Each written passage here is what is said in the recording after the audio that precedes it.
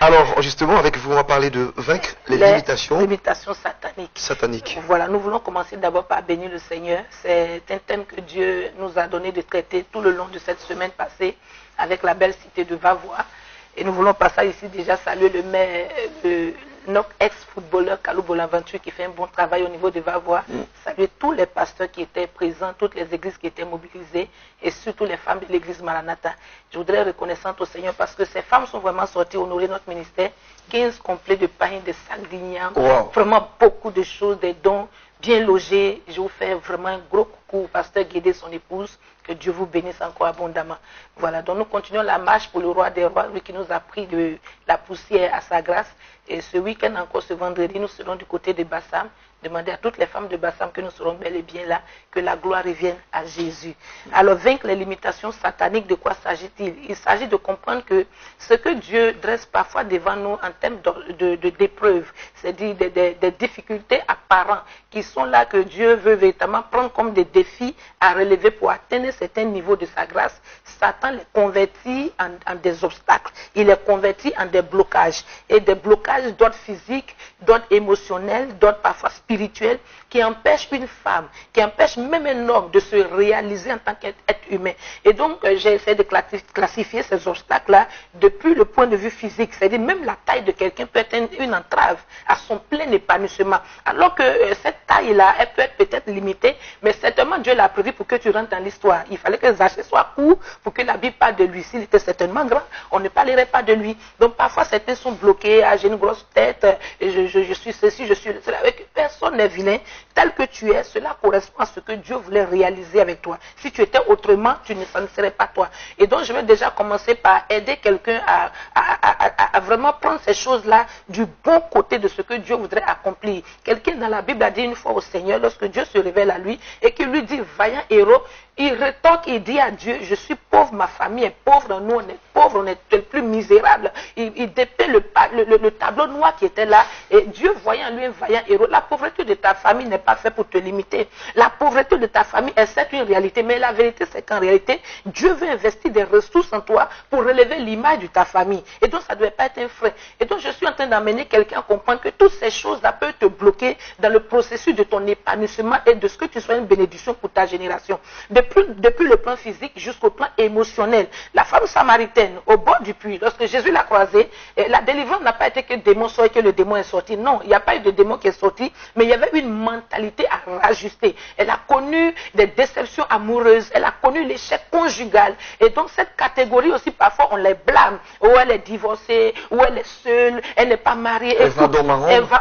Ton statut n'a rien à voir avec ce que Dieu veut réaliser dans ta vie. Elle était la seule porte par laquelle Dieu devait passer pour entrer dans cette ville hostile. Là, il y avait des grands qui étaient là, mais elle était la seule porte. Pourquoi? Parce qu'il y avait des prédispositions en elle et que la société avait confisqué.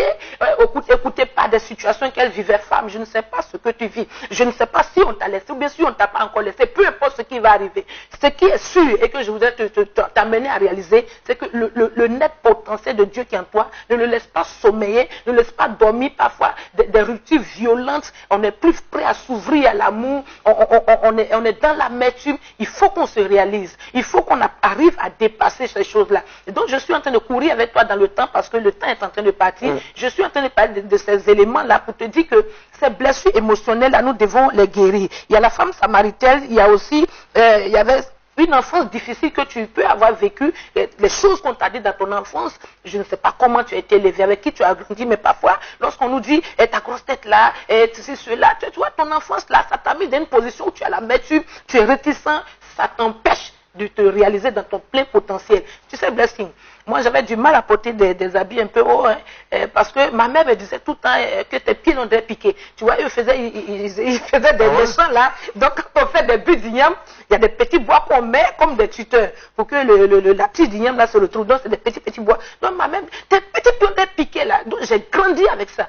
Mais pourtant, mes petits pieds correspondaient à ma destinée. C'est ces pieds qui me font habitat. Aujourd'hui, je me tire dans un mi-mollet et c'est terrible. Bien aimé, ces petits mollets ont tiré un homme.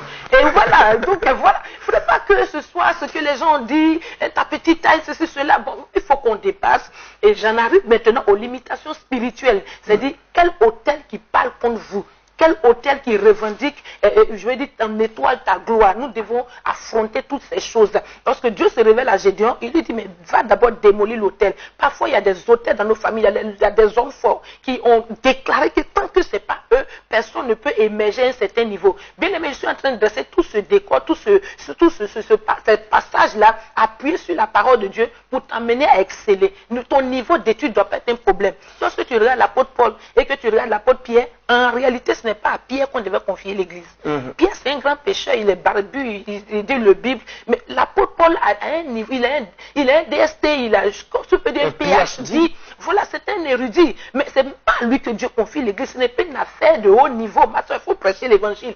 Prêche tel que Dieu est en train de t'amener. Un homme de Dieu m'inspire sur Béni TV, c'est quoi? C'est le révérend Bozan, et qui n'est pas complexé, et qui va, c'est-à-dire que la grâce de Dieu jaillit par le cœur et non par le grammatical, vocabulaire. Donc vraiment, si tu as fait des études, c'est une bonne chose. Moi, j'en ai fait. Si tu n'en as pas fait, Dieu va aussi t'utiliser. Ce matin, je vais booster une génération. Ce matin, je vais lever des femmes de qualité qui ne vont pas regarder ces petites limitations du quand dira-t-on. Depuis les célibataires, les veuves, les mariés, Dieu en a pris tous en compte et chacune a accompli le but pour lequel elle existe sur la terre. Sois encouragé ce midi. Que Dieu te bénisse.